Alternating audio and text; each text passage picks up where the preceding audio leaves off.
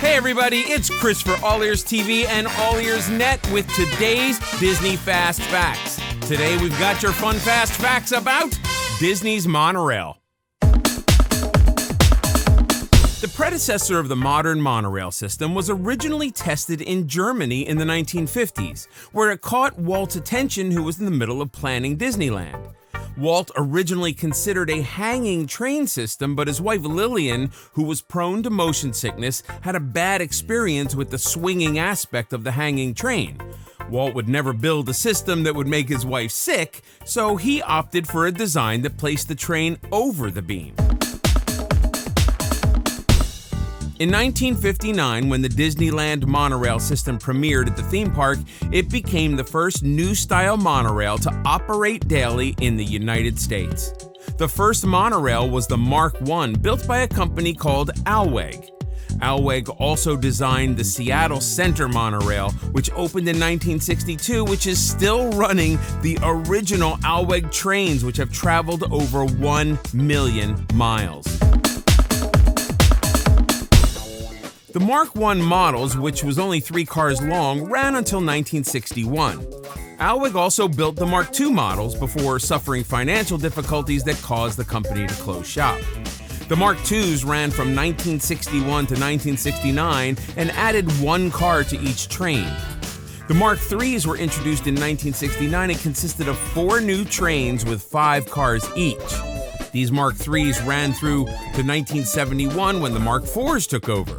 10 trains, 5 with 5 cars and 5 with 6 cars.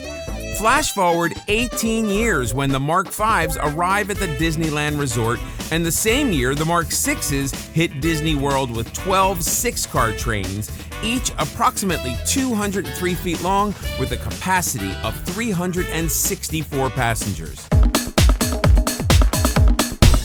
The Disney World monorail system has been operating since 1971 and was expanded in 1981 with a 4-mile extension to Epcot. There are 3 distinct monorail lines: Express, Resort, and Epcot. The Resort line stops at the Transportation and Ticket Center.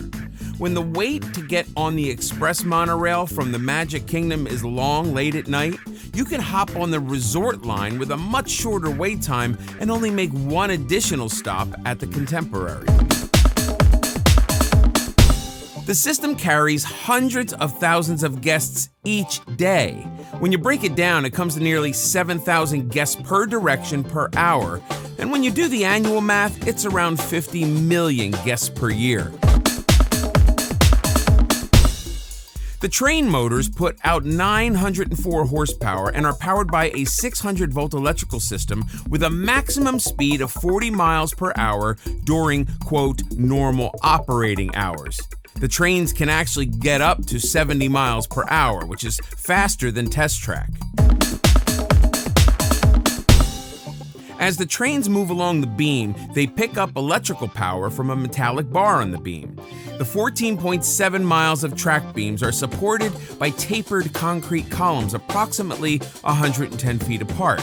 Now, these beams and columns are constructed in sets of 6 and post-tensioned together to form a single 600-foot structure.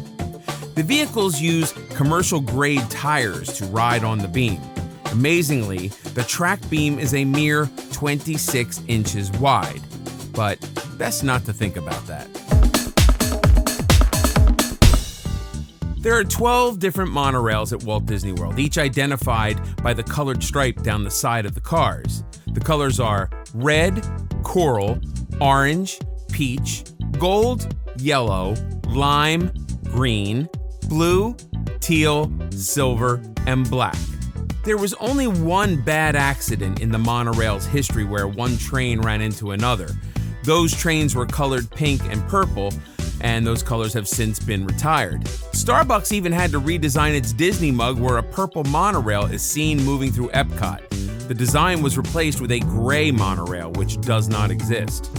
The teal and peach trains are actually partially constructed from undamaged parts of the pink and purple monorails. Prior to the crash in 2009, up to 4 guests used to be able to sit in the front car along with the pilot. If you showed up early and requested to sit up front, you could sit in the pilot's car. After the crash, that service was no longer offered. There is an accident protection system in place that monitors the distance between the cars. The system, called MAPO, after Mary Poppins, is tested daily.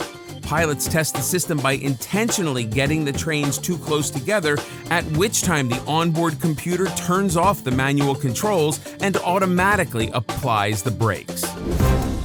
Here's some quick hits for the Disney Monorail. The Disney Monorail pilots are trained separately from bus and watercraft drivers and captains. The monorail system for all parks is eco-friendly. It can take up to 3 weeks to paint a monorail train.